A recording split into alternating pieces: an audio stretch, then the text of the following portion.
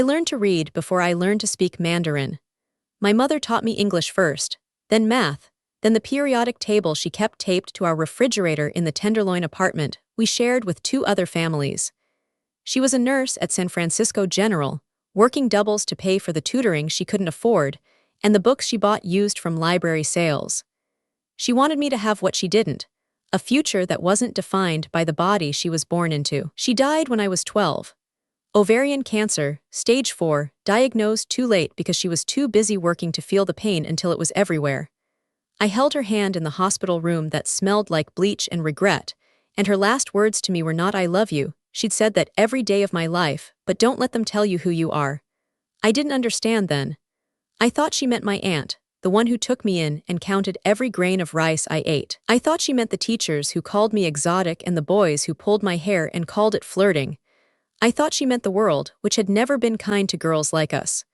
I didn't know she meant my father. I didn't know I had one. My name is Iris Chen. I'm 39.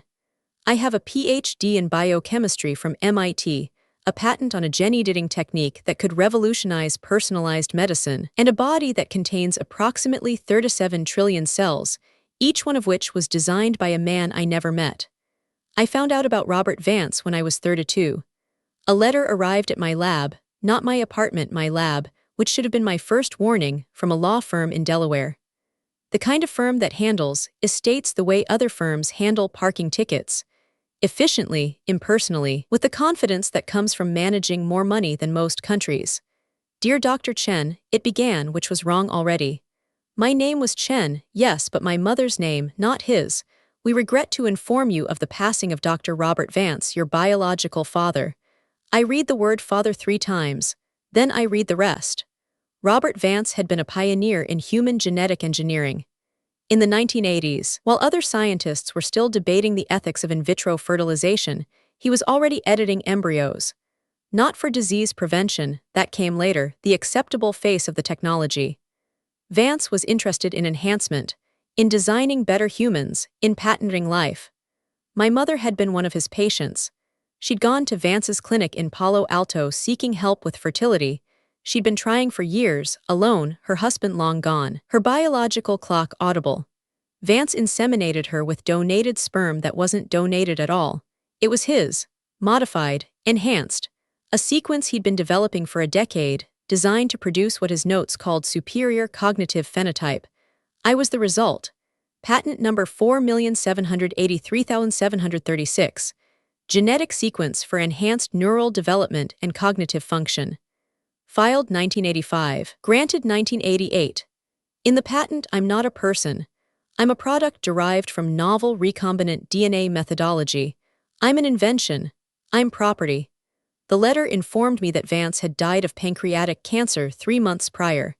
His will designated me as a beneficial asset to be transferred to his designated heir, Marcus Vance, my half-brother, a man I'd never met, who now controlled the patent that defined my existence. Marcus wanted to commercialize the Iris sequence, my DNA, my design, myself, as a therapy for parents who wanted smarter children. He needed my cooperation, or at least my silence. I didn't cry. I didn't throw the letter away. I went to my lab, drew my own blood, and sequenced my genome. It took 48 hours. When the results came back, I compared them to the patent documents the lawyers had included. They were identical. Every marker Vance had designed, every modification he'd made, every enhancement he'd engineered into my neural development genes, all present, all active, all his. I sat in my lab at 3 a.m. looking at the data, and I felt something I hadn't felt since my mother died. The absolute certainty that I was alone and that the world was not designed to help me. But I was also angry. And anger, properly directed, is just energy with a purpose. I spent the next 7 years in secret. Not hidden, I still ran my lab, still published papers, still gave talks at conferences where Marcus Vance's company sponsored the coffee breaks. But beneath the surface, I was building something. A countersequence. A way to undo what Vance had done. The science was theoretically possible. Gene editing works both ways, you can add, but you can also subtract.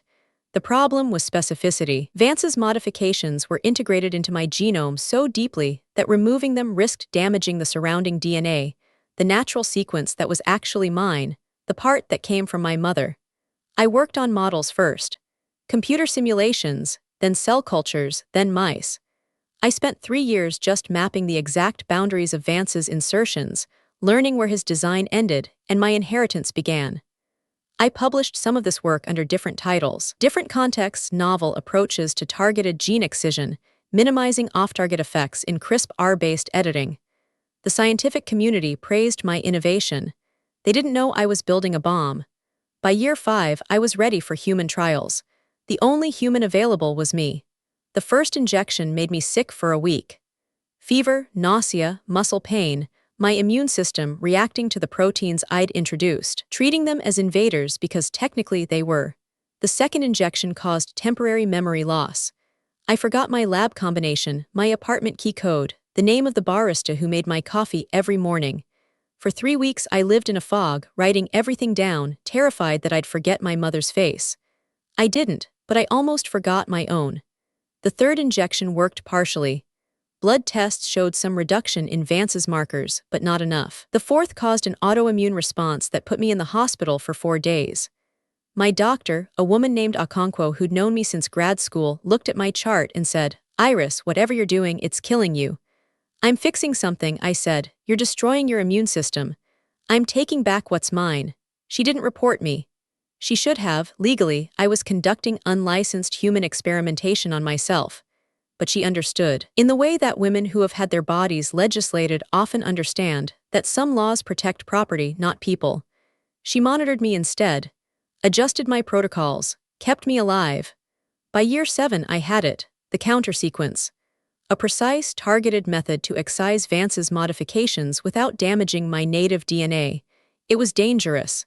It was untested on anyone but me. And it was irreversible once administered. My genome would revert to its natural state, and the iris sequence that Marcus wanted to commercialize would cease to exist in my body. I prepared the final dose. And I waited. The invitation arrived in March. Marcus Vance was hosting a press conference at the Fairmont in San Francisco, the same hotel where his father had announced the original patent 30 years earlier. He was launching Sequence Iris trademark as a commercial product. Cognitive enhancement for the next generation, the press release read, based on the proven genetic architecture of our founder's greatest success. He wanted me there, not as a sister, not as a person, as proof of concept, as living advertisement, as property displaying its value. I RSVP'd yes. I didn't tell Dr. Okonkwo my plan. She would have tried to stop me, and I couldn't afford to be stopped. I prepared the counter sequence in my lab, loaded it into a portable injector disguised as an insulin pen, and practiced my speech in the mirror until I could deliver it without shaking. The morning of the conference, I stood in front of my bathroom mirror and looked at myself. 39 years old. Gray streaks in my black hair that I'd earned, not designed. Lines around my eyes from sleepless nights and failed experiments, and the constant, grinding effort of being a woman in science who was also, secretly, a product in development. I touched my face, my mother's cheekbones, my unknown father's jaw, the combination that made me uniquely, problematically, patentably me. "Don't let them tell you who you are," my mother had said. I was about to show them who I chose to be. The ballroom was full. Investors, journalists, biotech executives, the occasional ethicist invited for window dressing.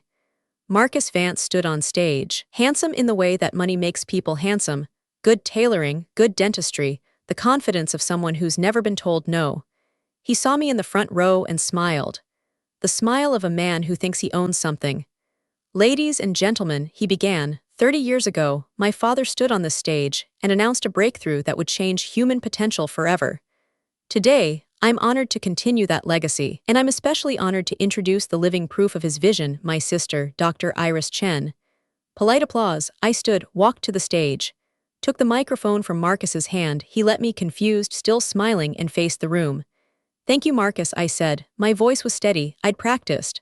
"But I'm not your sister, and I'm not your father's vision. I'm his theft." Silence. Marcus's smile flickered. 37 years ago, Robert Vance impregnated my mother without her informed consent. He used modified genetic material, his own, to create what he considered a superior product. He patented my DNA. He sold access to my sequence to research institutions around the world. And he never, not once, acknowledged that I was a person. I pulled the injector from my pocket, The room gasped. Security moved forward, then stopped. I wasn't threatening anyone but myself. This is a countersequence, I said. 7 years of development, designed to remove every modification Robert Vance made to my genome, to restore my DNA to its natural state, the state my mother gave me, not the one he sold. I pressed the injector to my arm, clicked the trigger, felt the cold rush of fluid entering my bloodstream. I'm not your product, I said, my voice starting to shake, not from fear but from the chemical reaction already beginning in my cells. I'm not your patent. I'm not your proof of concept. I'm Iris Chen, daughter of Mei Lin Chen, who worked double shifts so I could learn to read, who died telling me not to let anyone define me, who never knew that the man who helped her conceive was the same man who would try to own me. My knees buckled. Dr. Okonkwo was there. I'd told her where to be, when to come, what to do. She caught me, lowered me to the floor, checked my vitals. The room was chaos now, people standing, shouting, Marcus screaming something about lawsuits, but I wasn't done. I pulled out my phone, connected it to the projection system. I'd hacked the hotel's AV setup that morning and displayed my data. The hidden risks of Vance's modifications. The depression rates in his products. The cancer susceptibility. The sterility, my sterility, the price of his enhancement, hidden in the patent's fine print known to him, never disclosed. These are the side effects he hid, I said, my voice weakening. These are the lives he damaged. And this, I displayed the final document, the legal form I'd spent months preparing, is my renunciation of all patent rights to my sequence. Effective immediately. The Iris sequence is now public domain. No one owns it. No one can sell it. It's free like I am. The room erupted. Marcus was shouting at security, at lawyers, at the universe that wasn't cooperating with his narrative. Journalists were recording, live streaming, already writing headlines. And I was fading, the countersequence doing its work, my cells reorganizing, my body finally becoming mine. Dr. Okonkwo's face was the last thing I saw before I lost consciousness. She was crying. I tried to tell her not to. I'd calculated the risks. I knew what I was doing, but the darkness came faster than words. I woke up in the hospital 3 days later. My body felt different. Lighter somehow, as if I'd been carrying a weight I hadn't known was there. Blood tests confirmed it. Vance's markers were gone. My genome was natural, or as natural as any human genome, a mess of mutations and adaptations and evolutionary accidents, but mine. All mine. The fallout was immediate. Marcus's company lost 60% of its value in a week. The FDA launched an investigation into Sequence Iris trademark that would eventually kill the product entirely. 3 class action lawsuits were filed by other products of Vance's early experiments, people who'd never known they were patented, who'd received letters similar to mine, who were finally speaking out. I didn't join the lawsuits. I didn't need to. I'd already won the only case that mattered, the one for myself. But there were consequences. The countersequence hadn't been perfect. Some of Vance's modifications were too integrated to remove without damage. I developed chronic migraines, not debilitating but constant, a low-level hum of pain that became my new normal. I had episodes of memory loss, brief but disorienting, where I'd forget where I was or why I'd walked into a room. And the sterility, Vance's enhancement had damaged my reproductive system irreversibly. I would never have children. Not biologically. I mourned that. Not the children I might have had, but the choice I never got to make. The same way I mourned the childhood I didn't have, the father I never knew, the mother who died too young to protect me from what she didn't know existed. But mourning is not the same as defeat. I opened the clinic 2 years later. Not a hospital, something smaller, something stranger. I called it Mei Lin's house after my mother. It's for people like me. Individuals who have discovered they were products of non-consensual genetic experiments, who are navigating the legal and medical and existential horror of learning that their DNA was designed by someone who saw them as property. We don't do therapy exactly. We do science. We do law. We do the slow, painstaking work of helping people understand their own bodies, their own rights, their own choices. Some want to remove modifications like I did. Some want to keep them but on their own terms. Some just want to talk to someone who understands what it means to look in the mirror and wonder which parts of your face are yours and which were engineered. I adopted a daughter last year. Her name is Jun. She's 8. She was also a Vance product, one of the later experiments after my sequence, designed for emotional stability, which turned out to mean reduced capacity for distress, which in practice meant she didn't cry when she was hurt, didn't flinch when she was scared, didn't know how to want things because wanting had been edited out of her. Her parents, the wealthy couple who'd commissioned her design, returned her when she was 6. Defective, they called her. Doesn't respond properly. I found her through Mei Lin's house. She'd been in 3 foster homes, labeled with disorders she didn't have, medicated for problems that were actually features. When I met her, she was sitting in a corner, not looking at anyone, her hands folded in her lap like a doll waiting to be activated. I sat next to her. I didn't touch her, she flinched at touch, still does sometimes. I just sat, for an hour, 2, 3, until she finally looked at me, her eyes dark and empty and waiting. "You're like me," she said, not a question. "Yes, did someone make you too?" "Someone tried. I undid it." She considered this. "Can I undo it?" "Some of it, not all, but enough to choose." "Choose what?" I thought of my mother, of her last words. Of every choice that had been taken from me and every choice I'd fought to reclaim. "Choose who you want to be," I said, "not who they designed, who you want." Jun didn't smile. She didn't cry. But she reached out and took my hand, and that was enough. That was the beginning.